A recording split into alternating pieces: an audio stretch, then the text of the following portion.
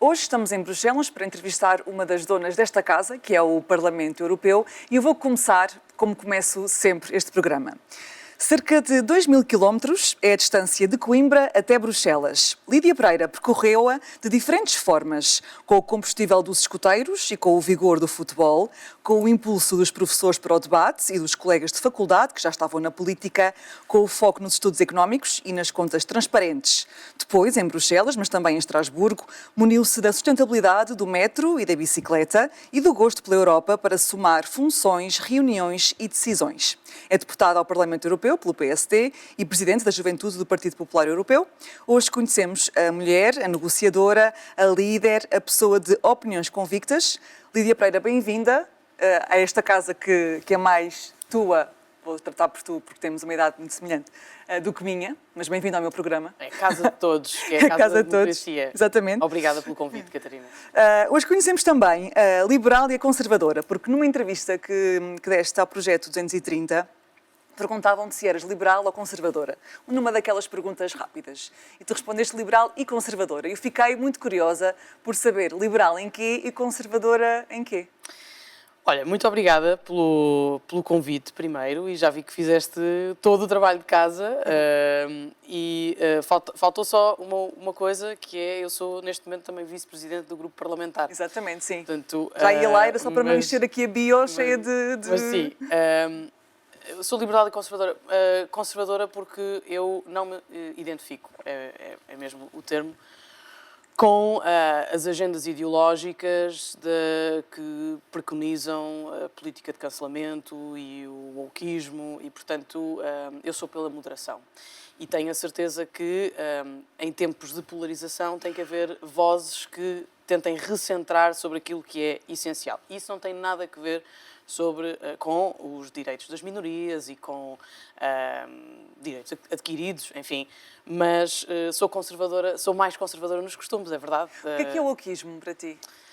Bem, o wokeismo é uma rejeição do funcionamento tal como conhecemos da sociedade, que é colocar tudo em causa. E eu, de facto, não tenho essa visão. Vivo muito de agendas, quer dizer, eu recordo-me agendas que têm origem em determinados lugares, por exemplo, nos Estados Unidos da América, e depois nós acabamos por importar e por não fazermos a avaliação concreta, desapaixonada, talvez, daquilo que é essencial. Portanto, desviamos-nos do essencial. O que é que te vem à cabeça, sim, quando tens essa ideia? O que me vem à cabeça, vêm-me à cabeça várias coisas, quer dizer, estes movimentos que põem em causa toda a história e que levantam questões sobre a resposta que as gerações a seguir deram por contextos do passado. Estou-me a lembrar, por exemplo, da estátua do Padre António Vieira e portanto, quer dizer, não me revejo nessa postura. E não me revejo. Quiseram retirar, não é? Queres explicar um bocadinho? Mandaram tinta e, enfim, e questionaram e puseram em causa o papel de... Não é por eu ser também católica, mas não me faz sentido, quer dizer, temos que ver as coisas à luz do tempo em que as vivemos. E de facto, podemos questionar determinadas ações, mas lê-las nesse contexto. E se pensarmos, por exemplo, estou-me a lembrar, por exemplo, das questões relacionadas com a escravatura e com o racismo também. Quer dizer, quando há muito esta tentação de estas agendas que são capturadas pelos extremos. O racismo ou a imigração, por exemplo. Por exemplo, Portugal não é um país racista, mas houve várias vozes na sequência do Black Lives Matter, de repente, a dizer que Portugal é um país... Não, há racismo em Portugal, isso é uma coisa, mas Portugal, os portugueses, não são todos racistas. Portanto, a minha rejeição dessas agendas é também pela forma como se colocam determinadas... Uma questão também de linguagem e de abordagem. Linguagem, de abordagem e de postura, quer dizer. E depois outra coisa, quando falamos, por exemplo, na cultura de cancelamento, é uma cultura ditatorial. quando nós começamos a ter que colocar filtros àquilo que nós próprios dizemos para acomodar toda e qualquer sensibilidade, portanto, e isto vem da rotulagem permanente que acontece muitas vezes na sociedade, isso limita-nos a nossa capacidade de exercer a nossa liberdade de expressão. Uma resolução sobre fiscalidade. Nós já estamos além destas questões mais do wokeismo, política de cancelamento, mas isto é só para dar uma ideia talvez mais fácil.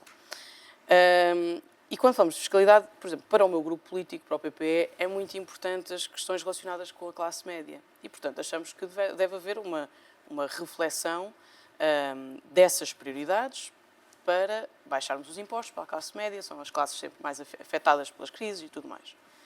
Mas do lado da esquerda, essa consideração não pode ser colocada em causa. Mas temos que colocar qualquer coisa sobre a luta, o combate à pobreza. E, portanto, nós dizemos depois, sim, mas o combate à pobreza, temos que incluir as discussões relacionadas com as preocupações da classe média e depois já vem também tax the rich. Portanto, este é quando se abre para situações tão pormenorizadas, que é o que eu vejo acontecer muitas vezes nas nossas conversas em sociedade e mais até nas questões relacionadas com o género, não é? Sim, eu ia aí... Portanto, mas eu não... assim, eu sou conservadora neste sentido, quer dizer, e se calhar isto vai ser chocante. Há dois sexos, não é? É o feminino e é o masculino. E depois há outros tipos de... Mas muitas vezes a discussão vai além daquilo que me parece... enfim, razoável. E eu não quero referir, não quero abrir.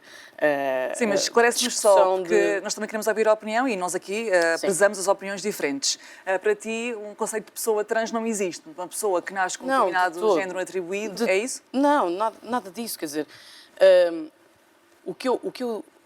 a minha principal preocupação é a captura dessas agendas por partidos políticos, por exemplo, que vivem dessas agendas para sobreviver e não estão, tantas vezes, preocupados exatamente com a circunstância daquela pessoa. Sim, mas tu acabaste de dizer um homem é um homem, uma mulher é uma mulher. O que é que querias dizer com isso? É a definição que existe entre aquilo que é biologicamente conhecido, o que não significa que há depois géneros. A questão é essa. Há dois sexos, depois há géneros. E há circunstâncias específicas. E, portanto, eu creio que a minha... E é como eu te dizia, eu não quero entrar na especificidade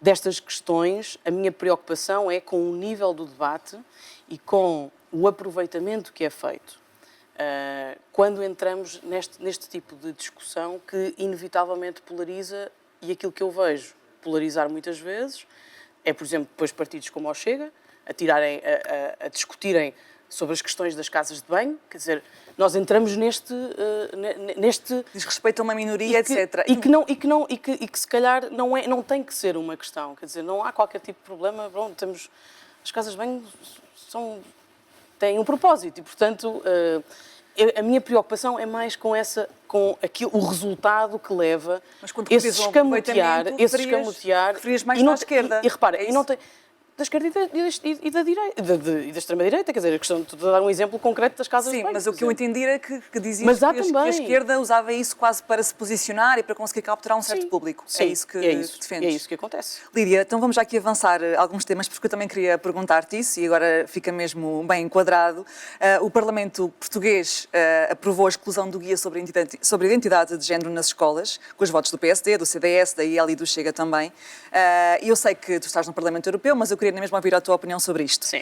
Da parte do PSD, que é o teu partido, o deputado Bruno Vitorino disse que o partido não aceita que seja normal, estou a citar, as crianças aos 6 anos saberem o que é uma pessoa homossexual ou bissexual. Como é que te sentes a ouvir isto? Concordas com esta posição do teu partido? Assim, eu não sou pedagoga. Eu não tenho formação em pedagogia. Se me perguntas pessoalmente... Tenho sobre a sociedade e sobre aquilo que tu achas que é mas eu estou a dizer isto porque é importante. Quer dizer, há especialistas de educação que se calhar, e de psicologia, que se calhar terão, enfim, uma opinião ainda mais informada e cientificamente validada para se assumir esse tipo de posicionamento. Se me perguntas se aos 6 anos esse é um tema fundamental para uma pessoa que está, para um indivíduo que está em tenra idade a formar-se, eu não sei se isso é... Mas não é fundamental, é apenas um conteúdo se isso é fundamental. que reflete a sociedade que tu referias agora, que tem várias pessoas, não é? Não te consigo dizer, quer dizer... Mas a questão aqui Não me faz... Acho que... Lá está. Isso vai ser determinante na formulação de opinião mais à frente. Não é essa a abordagem do deputado Bruno Vitorino. O que ele diz é que não é normal. É isso que ele diz. Mas isso é um comentário do Bruno Vitorino e terias que lhe perguntar a ele se... Sim, mas como é do mesmo partido... Sim, mas repara, mas isso também acho que há uma certa uma má interpretação, quer dizer, nós somos todos do mesmo partido e é óbvio que há proximidade no nosso posicionamento político, que não significa que estejamos todos de acordo, não é? Como eu te estava a dizer, eu tenho dificuldade em dizer-te que uma criança de 6 anos tem que saber com pormenor a definição de um homossexual, de um bissexual, é da orientação sexual de cada um. Isso nem sequer, quer dizer, é da individualidade de cada um. Se me disseste um adolescente, mas se me fizeres uma pergunta, então e um adolescente, bem, se calhar, pondo as coisas na balança, se calhar faz sentido, quer dizer, mas eu não sei, eu estou a dizer isto e não estou a dizer isto para me esconder ou para me escudar em não responder, que eu acho que já te respondi.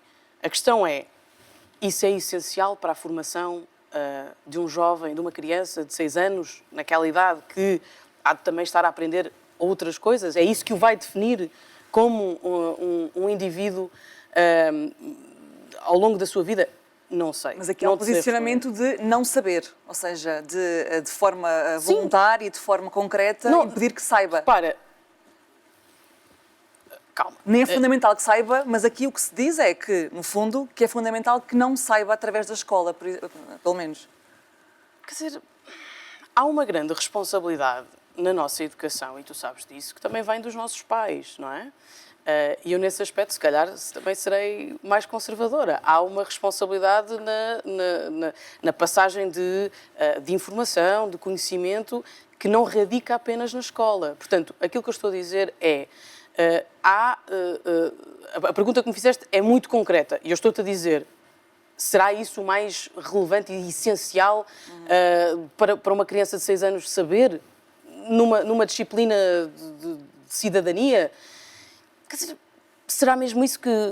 Eu, por acaso, sempre vi as questões relacionadas com a cidadania, até te dou esta... Se calhar também fizeste trabalho de casa e saberás. Eu sempre tive muito interesse na política. E durante o ensino secundário participei no Parlamento dos Jovens, ainda nem sequer considerava juntar-me a um partido político. E, curiosamente, a moção que nós levámos nessa altura à discussão ao Parlamento dos Jovens era a disciplina de formação cívica. Que era, nós queríamos que a disciplina de formação cívica tivesse um currículo, uma estrutura, objetivos, porque eu venho da leva de alunos que experimentou pela primeira vez as áreas curriculares, o estudo acompanhado, a área de projeto, e na altura era tudo muito desorganizado, não havia assim um fio condutor. E, portanto, eu defendo que deve haver formação cívica ou cidadania, como quiseres chamar. Agora, não estou segura para te dizer que, quer dizer, uma criança de 6 anos tem que obrigatoriamente passar a saber isso, ou se não, também não caberá às famílias fazerem esse trabalho de... e de resto, quer dizer, isso é a orientação sexual de cada um, quer dizer, será mesmo necessário? É aí que vem o teu... Não sei, sim, mas repara, a forma como eu te estou a colocar o problema é de uma maneira que eu não tenho opiniões fechadas. Eu posso dizer, sou mais conservadora em algumas coisas, mas não tenho opiniões fechadas. E, portanto, se me disserem, olha, sim, é melhor, a partir dos 6 anos, estas coisas estarem clarificadas, então pronto. Mas, como te dizia, acho que também há aqui uma grande responsabilidade. Isso vem dar a uma outra discussão, que é qual é que é o papel das escolas e qual é que é o papel das famílias, e que durante estes anos todos tem muitas vezes sofrido umas confusões e que eu creio que aqui também há um papel a ser preenchido pelas famílias. Vamos falar, Mas pronto, sobre... não sei se te respondi à pergunta.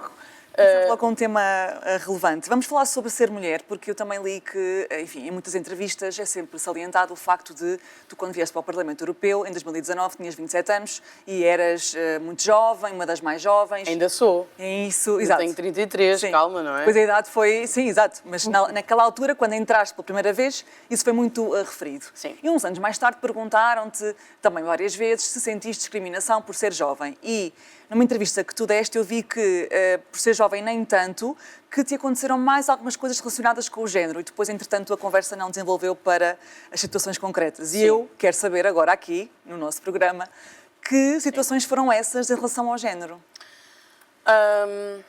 Bom... Com honestidade, que aqui é uma palavra muito importante. Sim, sim. Posso dizer o seguinte, eu até posso contar um bocadinho dessa experiência inicial, que eu, de facto, tinha esse receio, mas aqui no Parlamento fui tratada como um par e, portanto, fui logo, desde o início, vice-coordenadora da Comissão da Economia e depois coordenadora da Comissão de Fiscalidade, mas ainda existe discriminação. E foi curioso, porque eu senti isso mais... não senti logo, porque eu tornei-me presidente da Juventude do PPE. E foi uma... Muito cedo, aliás. Começaste como vice e depois a seguir, sim, pouco tempo mas depois... mas foi uma coisa natural. Não foi... E de resto, eu sempre trabalhei com equipas muito equilibradas. E vejo o valor o valor acrescentado de termos equipas muito equilibradas. Que é o quê? 50-50. Por acaso, na equipa do IEP... Não, que é o quê esse impacto concreto? O impacto é que as discussões e depois o resultado de tomadas de decisão é muito mais sólido. Porque há vários ângulos, há várias visões que depois trabalhadas resultam num outcome muito melhor. E eu vi isso durante estes anos todos no IEP. E foi muito interessante porque depois posso comparar, porque também tive em equipas com menos mulheres. O IEP é a Juventude do PPE. Sim, a Juventude do PPE, Youth of the European People's Party. Mas em relação ao género, então, o que é que vias que pensavas? Isto está a acontecer porque eu sou mulher, ou um comentário, sim, ou mais direto ou mais indireto? Sim, comentário, uma certa condescendência. Tive até uma situação um bocadinho desagradável num jantar com colegas em que estava... Eu hoje digo que estava a ser vítima de bullying, mas não era bullying, era... Machismo? Talvez. Era machismo, não vale a pena estar aqui com rodeios, e em que eu disse, bom, se vão continuar com esta conversa, eu vou-me levantar. Mas o que aconteceu? Que conversa era aquela? Era, no fundo, a colocar-me numa posição de que eu obedecia a outra pessoa e que não tinha, no fundo, opinião própria. E eu isso não admito, porque, quer dizer, se há coisa que eu tenho é... A pessoa que era um homem. Que era um homem, ainda por cima. Isso eu não admito, porque, ainda por cima, uma das minhas características é a determinação e enfim, eu sou muito frontal. E, portanto, eu não... Ainda... Inicialmente, uma pessoa pode achar, será que devo fazer este reparo? Será que devo ter uma atitude mais afirmativa? E eu, perante aquela situação, quando me puseram em causa, porque supostamente obedecia havia essa hierarquia e eu obedecia cegamente. Tinha chegado há pouco tempo e porque eras a miúda, tinha chegado há pouco tempo. Eu disse, bom, meus caros colegas, se continuarem com este tipo de conversa, eu vou-me levantar e não volto a jantar convosco. Era uma reunião de coordenação do grupo parlamentar?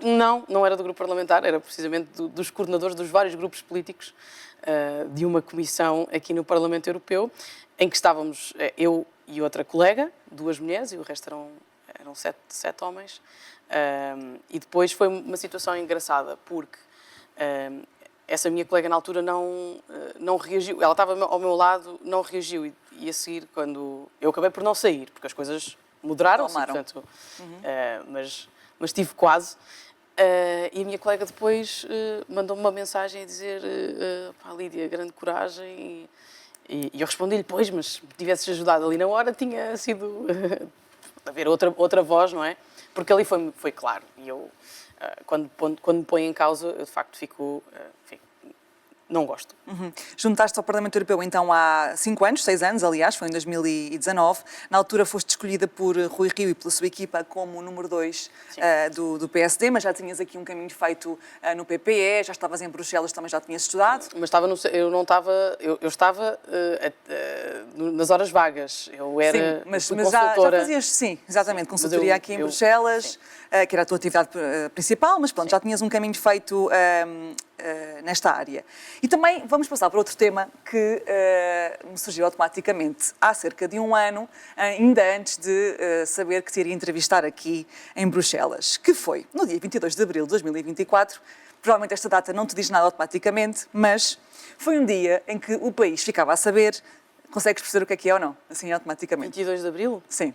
Então eu digo-te, foi o dia em que o país ficou a saber de uma notícia que iria gerar milhares de comentários nas redes sociais a seguir e, enfim, dezenas de horas de comentário político na comunicação social. Que foi o dia em que Luís Montenegro anunciou que Sebastião Bugalho seria o cabeça de lista da AD às europeias, portanto PSD mais CDS. Sebastião Bugalho era comentador na SIC, e colunista no Expresso, função que penso que ainda de vez em quando tem, não de forma ativa, digamos assim, e foi anunciado por Montenegro, estou a citar, como um jovem talentoso que o país conhece, que é disruptivo. Quando ele diz um jovem talentoso que o país conhece, está a referir-se ao mediatismo público mediático que Sebastião Bugalho teve. Minha pergunta para ti é, o mediatismo é critério suficiente para ser cabeça de lista de um partido, ou dos 2 partidos, no caso, às europeias, a eleições tão importantes? Eu creio que há uma componente, em qualquer discussão sobre cabeças de lista, há sempre... São próximos, que já conhecias antes deste somos anúncio. amigos e eu já conheço o Sebastião há Mas vamos retirar esta parte pessoal e pensar numa figura com estas características. Sim, mas repara, por eu conhecer o Sebastião, é que eu lhe reconheço capacidade política, porque ele, na verdade, ele era jornalista, mas ele sempre teve ali um lado político muito vincado. Fazer jornalismo político também. E, portanto, quando falamos em política e em protagonistas e em cabeças de lista, há um fator de notoriedade que é muito importante. Eu acho que, parece-me que, um pouco como também aconteceu comigo, quer dizer, eu fui número 2, mas havia também um certo desconhecimento, quer dizer, mas... A Lídia, quem é a Lídia Pereira, não é? Mas aí é o contrário, porque não havia mediatismo, ou seja, aí a partida foi pelas competências. Sim, mas há sempre uma vontade e até uma voragem de criticar, de questionar, será que... Não, pergunto-te... A tua pergunta era se é suficiente. Sim, eu posso acrescentar até porque na altura eu vi muitas horas de comentário sobre isto, houve alguns comentadores que inclusivamente referiram que tu, Lídia Pereira, devias ser a cabeça de lista. Entraste em 5º lugar, portanto, desceste na lista. Sim, mas isso, quer dizer, essas... Porque, lá está, por causa do teu percurso já aqui. Sim. Portanto, este é o teu 3º mandato? Não, segundo mandato. Segundo mandato. Portanto, tendo em conta os anos a que já estavas em Bruxelas, que deverias ser tu a cabeça de lista. Repara, estas questões... Isto são processos e são decisões, e foi uma decisão que coube ao presidente do partido, e parece-me que foi uma boa decisão. O Sebastião aceitou, é hoje meu colega, e não vale a pena estar aqui a fazer comparações se devia ter sido eu ou se devia ter sido quem fosse, quer dizer... Eu revejo-me naquilo que dizias, que parece-me que o Sebastião... Parece-me não, o Sebastião é um jovem talentoso, ele tem... e vai-se... É um processo de afirmação, quer dizer, ele acabou agora de entrar na política, apesar de já ter ali um lado político muito vincado. Mas o mediatismo é um critério de 2025, 2024? Eu não sei, é um critério... Mas aí é que está. Eu não estou segura que a definição seja o mediatismo. Poderemos estar a falar mais de notoriedade, que é importante para que quer dizer, como é que nós conseguimos este certo afastamento que existe na política entre eleitores e eleitos tem que ser colmatado de alguma forma e, portanto, a identificação que as pessoas têm é muito importante depois nas decisões que que tomam enquanto ou sobre quem os representa. Mas gostavas de ter sido tu a cabeça de lista do PSD? Catarina, repara, eu em 2019 em 2019 não, antes, quando me torno presidente do IEP, eu não pensei que meses mais tarde seria colocada na situação ou no cenário de ser candidata ao Parlamento Europeu e depois vir para o Parlamento Europeu. E, portanto, esse tipo de decisões, se eu gostava de ter sido, se eu gostava de ser, quer dizer, é um momento, é um contexto portanto, eu não fecho portas a nada, mas parte da decisão dos partidos e da liderança do partido. E que há que aceitar, sim. Não vou... Mas enquanto deputada, passas muito tempo em reuniões, enfim, tentativas de negociação, decisões que são tomadas, etc. Uma das coisas que referes muitas vezes é que as relações pessoais são muito relevantes e que fazem a diferença para se conseguir chegar a um consenso ou passar uma medida, etc. Como é que se constroem estas relações pessoais? São feitas de quê? São feitas de características que cada eurodeputado tem? É um trabalho que também tiveste que fazer internamente para trabalhar características tuas? Como é que se constroem estas pontes? Não trabalhei características minhas, sou sempre... Eu acho que se há coisa que possivelmente também me define é a autenticidade. E, portanto, a autenticidade tenho uma incapacidade brutal de esconder estados de alma, portanto... E gostavas de ter essa capacidade? Às vezes dava jeito, porque depois a transparência é tal que... Mas sobre as relações pessoais, são mesmo importantes. O mandato anterior foi um mandato muito atípico, porque nós, em 2019, tomámos posse em julho, e depois em fevereiro, março de 2020, estávamos confinados em casa. Ou seja, aquele processo de integração, de capacidade de relacionamento... Tu eras nova ali, portanto tinhas que conhecer as pessoas. Quer dizer, eu felizmente já conhecia muitas pessoas pelas minhas funções enquanto presidente do IEP, e portanto havia naturalmente já alguma relação. Mas com os outros grupos políticos, portanto, a capacidade dos deputados chegados naquela época de se relacionarem uns com os outros dentro do próprio grupo e depois entre grupos políticos não existiu. E nós dizemos que o nosso mandato anterior começou só em 2022, quando finalmente desconfinámos, não é? E quando de forma permanente e sem regressámos à normalidade. Mas o que é que são as relações pessoais? São feitas de quê? As relações pessoais são feitas eu creio que, de empatia e de confiança. E isso é uma coisa que se trabalha, aliás, como tu, com os teus colegas de trabalho, como eu, tinha outro tipo de funções, mas... e são... essas boas relações, essas pontes, servem de elemento desbloqueador em situações muito difíceis, por exemplo. E isto é porque a política é feita de pessoas e para pessoas. E, portanto... conhecer o outro é muito importante para saber como é que lidamos com determinado posicionamento sobre... O que é conhecer o outro? Dá-me um exemplo de tópicos, digamos, de conhecer o outro. Por exemplo, se tu és uma colega que, quando nós achamos que uma determinada estratégia deve seguir um alinhamento que leve a um acordo, tu saberes que aquela pessoa vai lutar até ao fim por esse acordo junto do seu grupo político. Portanto, vamos imaginar que eu estou a discutir uma coisa com um colega socialista aqui, ou com um colega liberal. É de saber que aquilo que nós estamos a acordar vai ser, e depois quando chegarmos à lista de voto, que não vamos ter surpresas e que podemos confiar.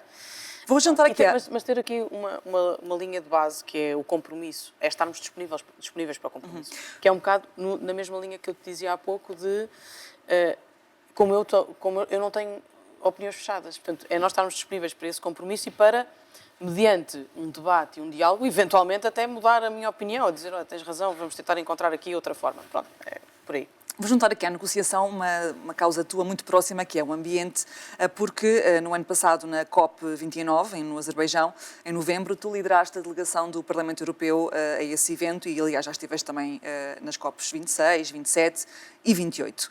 Foste a negociadora do Parlamento Europeu e, portanto, acho que há sempre muita curiosidade em as pessoas perceberem quais é que são as fases de bastidores nessas negociações que, quando nos chegam, são sempre já no seu produto final. Que fases de negociação posição é que são estas, como por exemplo, ser a negociadora do Parlamento Europeu na Cimeira do Clima mais conhecida? Fazem-se de quê estas fases? Sim, de facto, o ano passado foi um ano especial por isso, apesar de terem acontecido tantas coisas no mundo, mas a responsabilidade é de representação do Parlamento Europeu.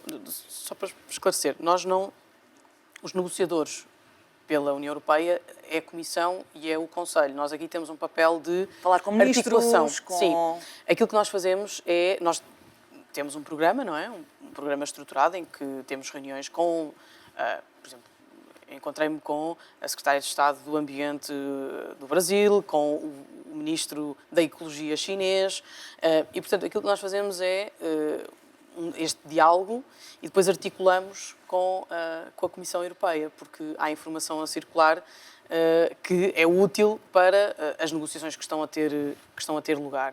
Em 2019, fizeste a tua campanha para as eleições europeias e foste a primeira política portuguesa a fazer uma campanha política neutra em carbono, para chamar a atenção para as alterações climáticas. Minha pergunta é, o que é isto, uma campanha neutra em carbono? O que é que não fizeste ou fizeste? Não, eu fiz. Em carbono? Estávamos, em 2019, lá está o contexto, é importante, estávamos perante a grande... Enfim, vínhamos de um ano e meio de greves climáticas, não é? A Greta Thunberg deu a cara, iniciou esse processo, mas é curioso que a União Europeia já tinha uma estratégia anterior e, portanto, essa estratégia que tem estado a ser implementada gerou, nos últimos 20 anos, um crescimento económico de à volta de 60% e de uma diminuição das emissões de carbono de 28%. Portanto, ou seja, aquilo que é possível combinar economia, tecnologia e ambiente. Que é uma ideia que é muito contrariada por muitos ativistas climáticos que são anticapitalismo, por exemplo. Não é? Lá está as agendas e as capturas. Voltamos ao início da nossa conversa. Mas... já vais explicar isso também, mas sim. A tua campanha neutra de carbono... Sim, era aí que eu queria chegar. Havia esse contexto e, portanto, nós tivemos uma ideia de fazermos uma campanha paralela, não era totalmente paralela, não era autónoma, mas uma campanha para... Já que eu era número 2, 27 anos, era a candidata da JSD, temos que fazer aqui uma coisa que tenha... um âmbito também de juventude que era necessário. Número 1 era Paulo Rangel? Era Paulo Rangel. Que agora é Ministro dos Negócios Estrangeiros. Que agora é Ministro. E portanto, uma das ideias foi termos uma carrinha pão de forma. Só que a carrinha pão de forma é daquelas dos anos 80 e, portanto, bastante poluentes. E, portanto, eu dizia, quer dizer, eu não posso andar a dizer que queremos medidas para o ambiente e que isso também passa pela mobilidade, pela descarbonização e tudo mais, e depois andar a fazer uma campanha a emitir CO2 indiscriminadamente. E, portanto, a neutralidade veio com, ok, então vamos calcular a nossa pegada carbónica na rota que estávamos a fazer no país e depois vamos plantar árvores, que era aquilo que tínhamos de forma mais imediata à mão para sermos consequentes com essa mensagem, para fazer essa compensação das emissões de CO2 que estávamos a produzir durante as semanas da campanha. E, portanto, foi assim que nasceu a neutralidade carbónica. Essa compensação foi como? Com a plantação de árvores. Fizemos no Algarve. Ok. Sobre a Europa, tu também dizes muitas vezes, algumas vezes, aliás, eu é que vi muitas entrevistas, dizes algumas vezes que os governos portugueses, nacionais, não só portugueses, têm a tendência para internalizar os sucessos e externalizar as derrotas. É verdade. Mas antes disso agora, ainda quero voltar à questão do capitalismo, já vou a esta parte dos sucessos e das derrotas. Capitalismo, uma das tuas críticas ao movimento pela defesa do clima, pela justiça climática... Não critico o movimento pela defesa do clima, eu defendo o movimento. Sim, mas é a associação ao anticapitalismo. Dizeste agora que é uma agenda. Não vês vantagem em associar o anticapitalismo à luta climática? Não, eu acho que o capitalismo faz parte da solução e não é um problema. Se me disseres que o capitalismo está porventura desatualizado e merece uma reflexão de como é que nós vamos gerir esta mudança de paradigma de uma economia linear para uma economia circular, podemos ter essa discussão. Mas o capitalismo foi parte da solução em retirar milhões de pessoas da pobreza. E quando nós falamos de ambiente, não podemos pôr em causa a nossa dignidade humana, por um lado, e combater as alterações climáticas, que eu gosto mais de defesa do ambiente, porque esta coisa de combate e armas, e depois é a bazuca europeia, enfim, gosto mais do lado positivo das coisas. Portanto, de defendermos o ambiente, tem que ser a mudança de paradigma de que falava, e para a qual nós individualmente contribuímos, tem que ser uma coisa fácil, tem que ser uma coisa inclusiva, e não pode... O capitalista é responsável por grande parte do estado em que o planeta está. Assim, as grandes empresas que emitem imensas emissões, por exemplo. As grandes empresas, os transportes, quer dizer, as grandes e as pequenas empresas... Mas a proporção conta também. Agora, é preciso olhar... É preciso, neste tipo de diálogo ou de debate, é preciso ser sério. O que é que aconteceu neste último século? Não é? Nós tivemos uma melhoria significativa das condições de vida, olhando apenas para Portugal e olhando até para Portugal nos últimos 40 anos, que assinalamos este ano os 40 anos da adesão de Portugal à União Europeia. E o que é que aconteceu? Isso aconteceu num sistema capitalista. Um sistema capitalista que tem boas coisas e que hoje a tecnologia também oferece soluções para colmatar as coisas menos positivas daquilo que nos trouxe até aqui. E, portanto, eu creio que o capitalismo é parte da solução. O capitalismo por via da inovação, da tecnologia, de garantir que continuamos neste caminho de retirada de milhares de pessoas da pobreza. Se olharmos para os países em desenvolvimento, que têm grandes carências, como é que nós vamos resolver isso? E depois há o outro lado, que é o lado que eu dizia de dignidade humana, ou que eu dizia até da nossa natureza do ponto de vista das aspirações ou das expectativas que temos.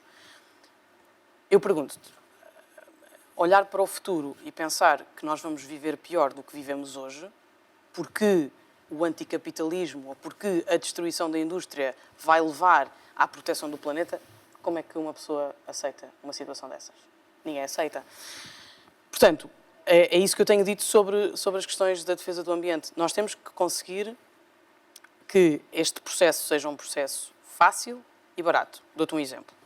Quando fui à COP em Glasgow, nós tínhamos que escolher entre ir de avião ou ir de comboio.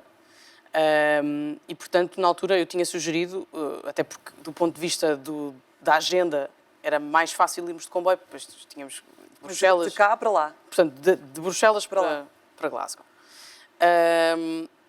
E o comboio tinha um conjunto de vantagens. O horário, mais conforto. Consegues trabalhar durante o comboio? Trabalhar, pronto. E depois fomos ver os preços. E o comboio custava 3 vezes mais. E, portanto, quando uma pessoa que quer... E o comboio era, do ponto de vista ambiental, muito mais eficiente. E, portanto, quando nós somos confrontados com este tipo de escolhas, o ideal é que a escolha do comboio fosse a mais óbvia e também, por isso, possivelmente a mais barata, mas não era o caso. E quando eu digo, e portanto, quando falamos, por exemplo, agora nesta discussão sobre o Donald Trump, que vem com a conversa do drill, baby drill, combustíveis fósseis.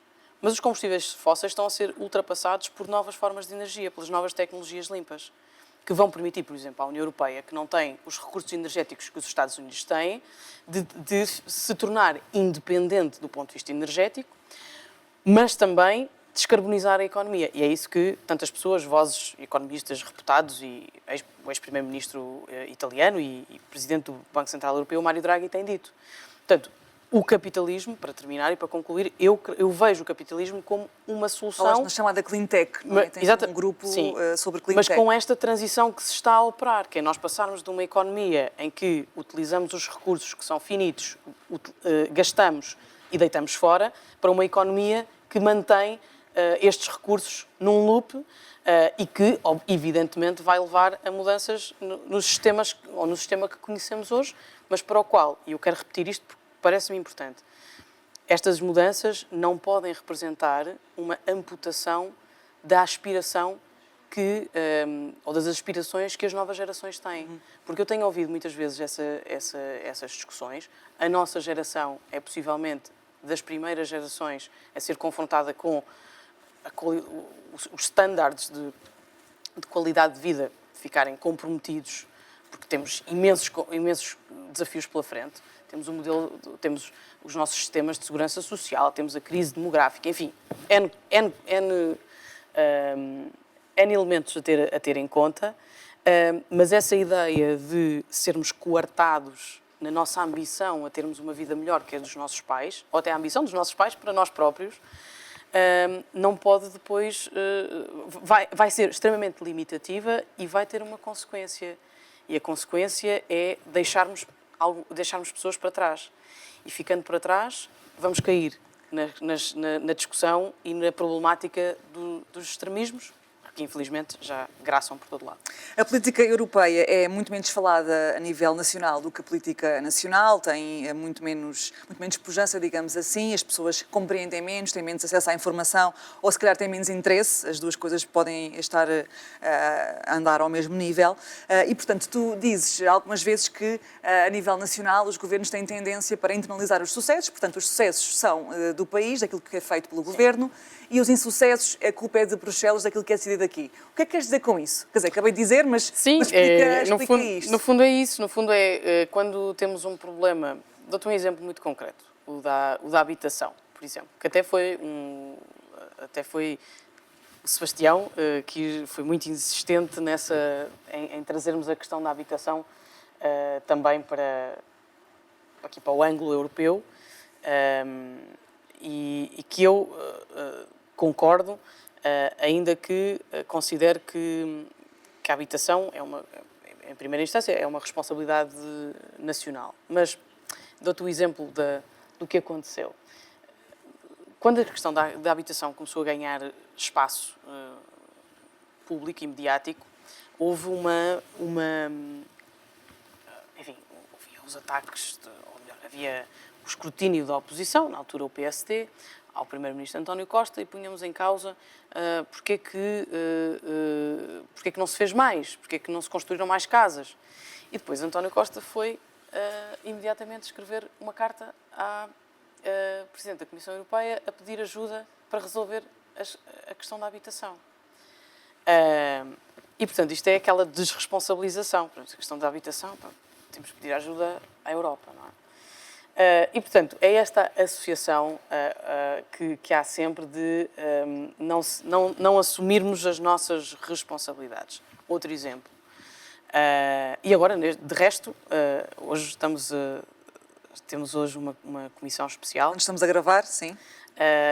No Parlamento temos uma comissão especial para as questões da habitação e que eu acho que é muito importante, sobretudo no domínio da troca de boas práticas, aquilo que se faz em alguns países que pode ser replicado noutros.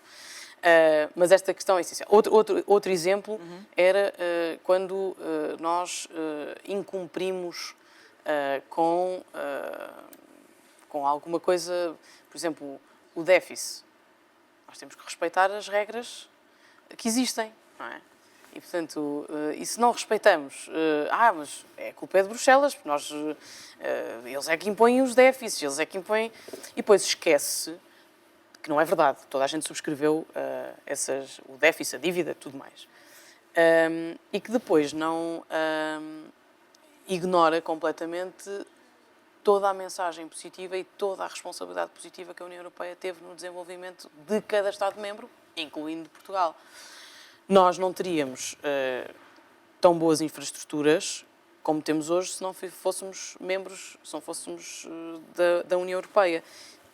E, portanto, depois há esta ausência total quando há coisas relevantes, até inaugurações, quer dizer, não há ali o símbolo europeu, há o símbolo do fundo europeu que permitiu aquela obra, mas quem vai inaugurar é o ministro da pasta, ou é o primeiro-ministro, é um português. Mas, portanto, há muito esta tendência. E um outro exemplo, que esse talvez seja mais paradigmático, David Cameron, o Brexit.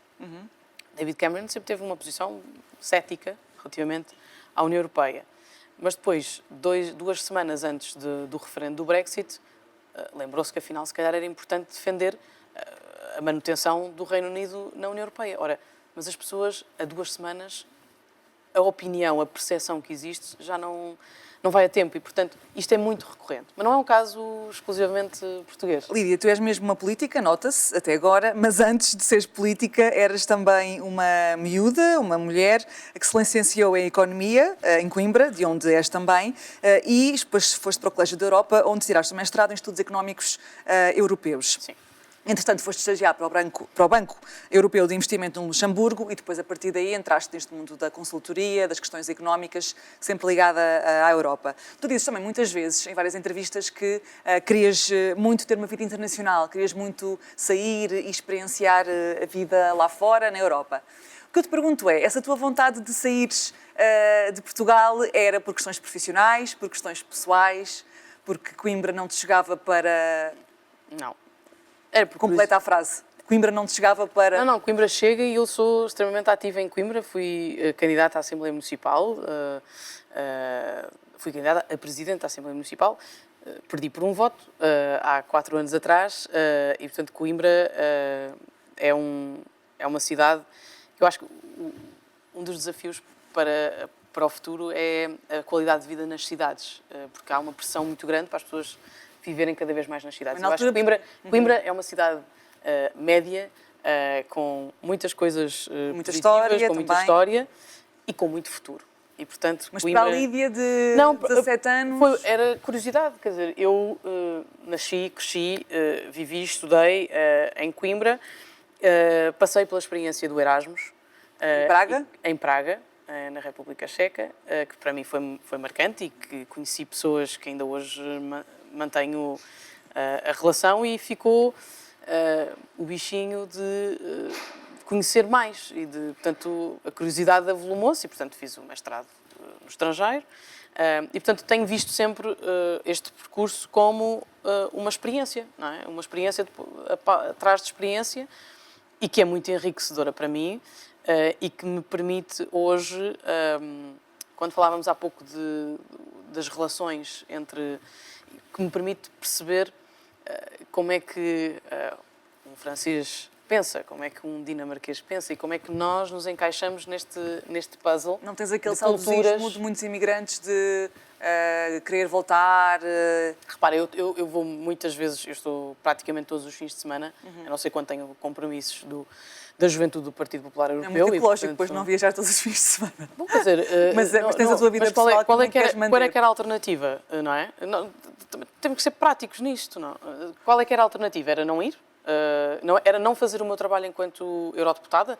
Porque há um trabalho que é o trabalho de proximidade que as redes sociais não conseguem preencher na totalidade e, portanto, só é possível se nós estivermos presentes. Portanto, eu acho que, nesse aspecto, e hoje, felizmente, já há uma série de formas de compensar a nossa pegada ecológica e, portanto, por esse aspecto não há... Mas é muito comum o caminho de Parlamento Europeu e depois política nacional, secretários de Estado, não é muito ministros, comum. Não, Paulo Rangel.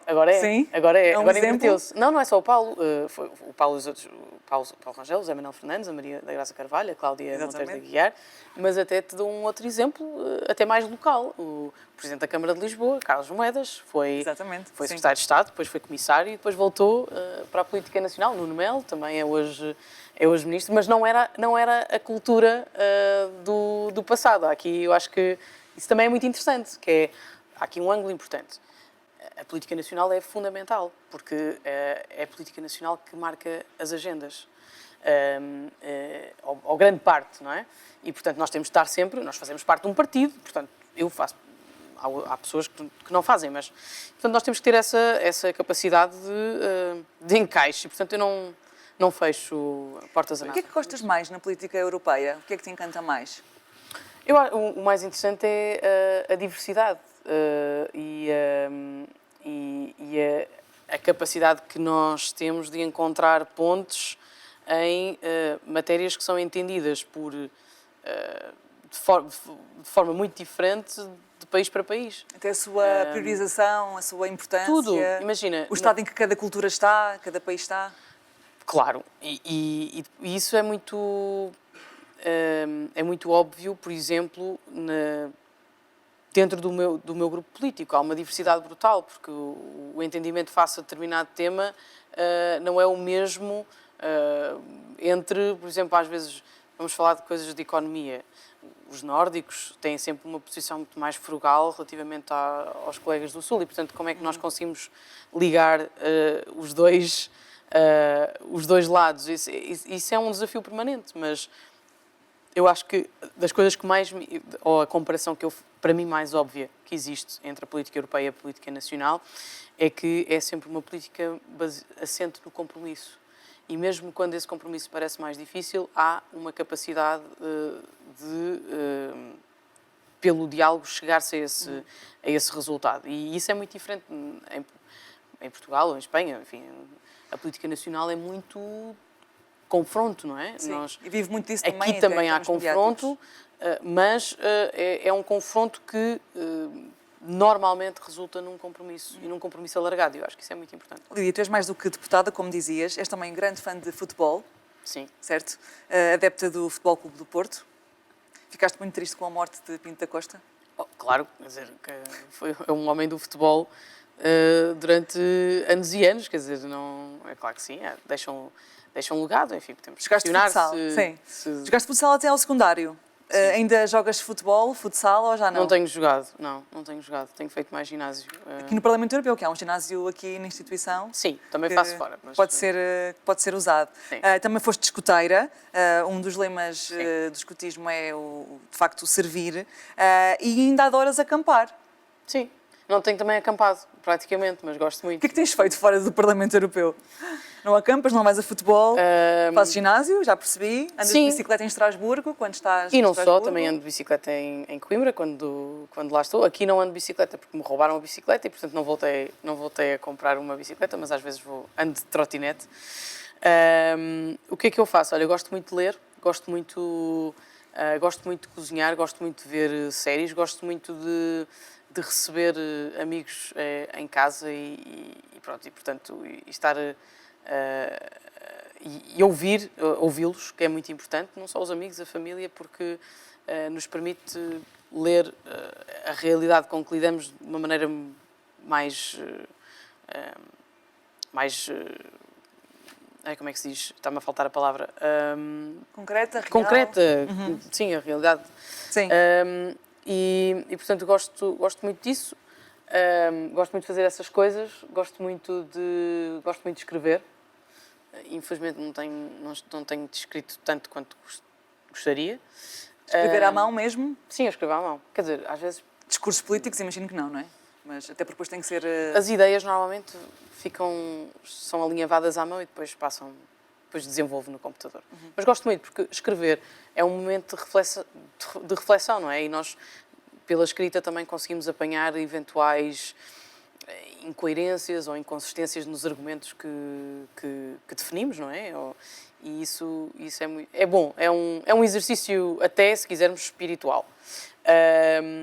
E o que é que eu faço mais que me esteja a esquecer? Acho que... Passeias e por Coimbra quando consegues e por Lisboa também, porque também tens muitos convites em Lisboa. Sim, também vou muitas vezes a Lisboa, é verdade. Lídia, deixa-me... Estou com família, estou com namorado, enfim, bebo umas cervejas, uns finos e, portanto... Dependendo da região onde estás. Lídia, termino para mim eu digo sempre fino. Nem que seja para... Em Coimbra também já se diz fino, achava que era só mais... já se diz, diz-se, sempre se disse fino. Eu achava que era mais do norte e achava que não chegava a Coimbra. Não, a zona, tanto quanto sei, a zona tampão é Pombal. Portanto. Muito bem. Tu também dizes algumas vezes que és uma pessoa ambiciosa. O que é a ambição para ti? O que é a ambição para mim? A ambição para mim é continuar a fazer um bom trabalho e fazer as coisas, fazer o que faço, seja na vida política ou fora dela, ou a vida profissional, fazer as coisas com propósito. E, portanto, para mim, a ambição é isso, é na política servir e estar na vida com um propósito. E, no fundo, é talvez um certo espírito de missão. De motivação também, de foco. E de motivação, sim, mas a ambição é essa, é deixar... isto é uma alusão à minha vida escoteira. Mas Baden-Powell dizia que temos que todos trabalhar para deixar o mundo um bocadinho melhor do que o encontramos. E, portanto, é no fundo a minha filosofia também. Lídia Pereira, muito obrigada por Obrigada. esta conversa. Esta é uma de 2 entrevistas que fazemos aqui no Parlamento Europeu, nesta vinda da dona da casa a Bruxelas. Portanto, fiquem para ver, ouvir outra entrevista também aqui no podcast ou no YouTube, ou também ouvir aqui na emissão da Antena 3. Eu sou a Catarina Marques Rodrigues e é um gosto estar convosco sempre, todas as semanas. Obrigada.